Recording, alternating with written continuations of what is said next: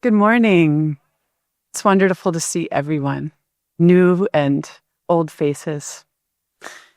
We begin this morning with a vision from His Holiness Dalai Lama, who reminds us that education must reach beyond the transfer of information to touch the very heart of our humanity. He also reminds us and cautions us, ultimately, any system can only be as effective as the individuals responsible for its implementation.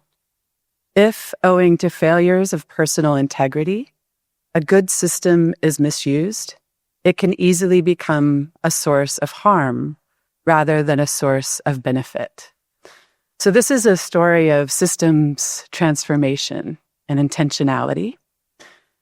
The insight that systems are only as strong as the people who embody them resonates deeply with Woodward Academy's own 125-year-old story. Founded as the Georgia Military Academy, our institution has survived world wars, depressions, pandemics, and eras of profound social change. What has remained constant is a belief in education that forms not just minds, but the whole person. An idea that is also at the heart of John Dewey's philosophy, that education is not preparation for life, but life itself, shaping character, citizenship, and the capacity to engage in democracy with both reason and empathy, a preparation of the head and the heart.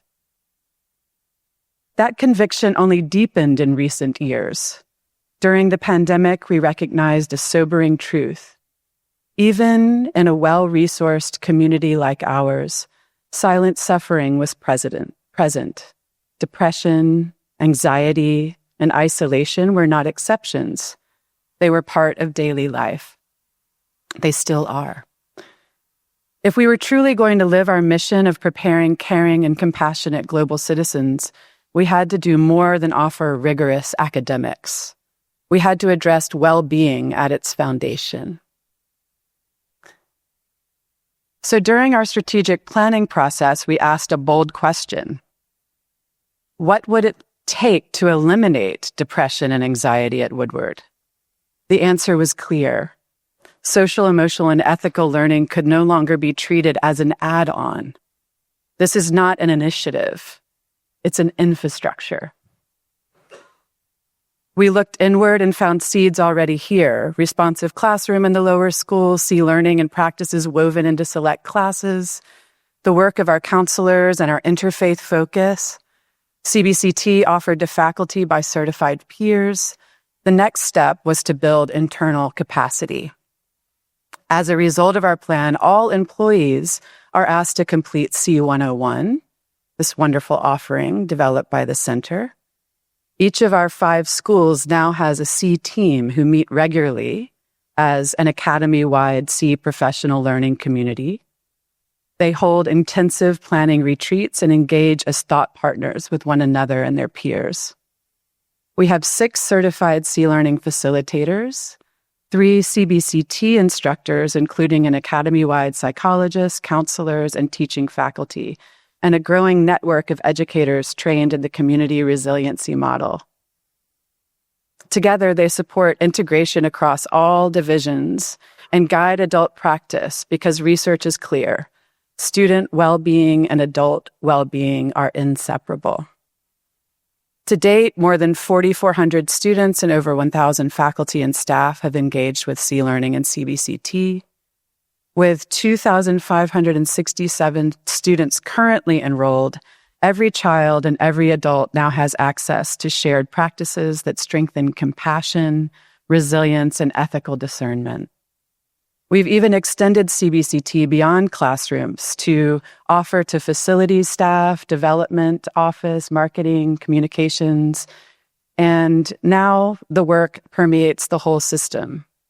We're beginning to talk differently, ask new questions, lean in and have necessary conversations, expand our everyday ethics, and as His Holiness urges, investigate, investigate, investigate.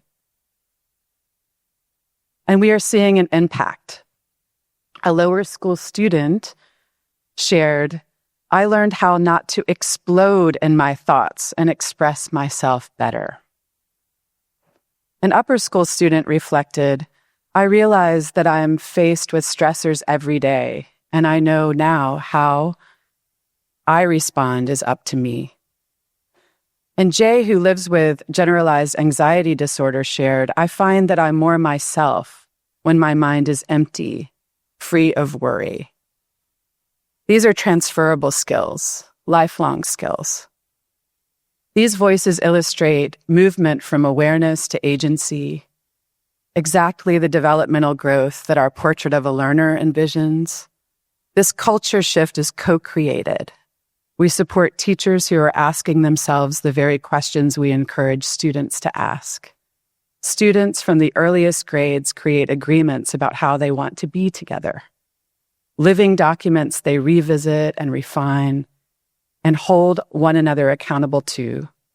Compassion becomes a practice capability, not an aspiration. Ethical discernment emerges choice by choice. Woodward Academy is showing that when a school invests strategically in compassion education, aligning leadership, structures, and culture, it can transform not only classrooms and individuals, but an entire community expanding outwards.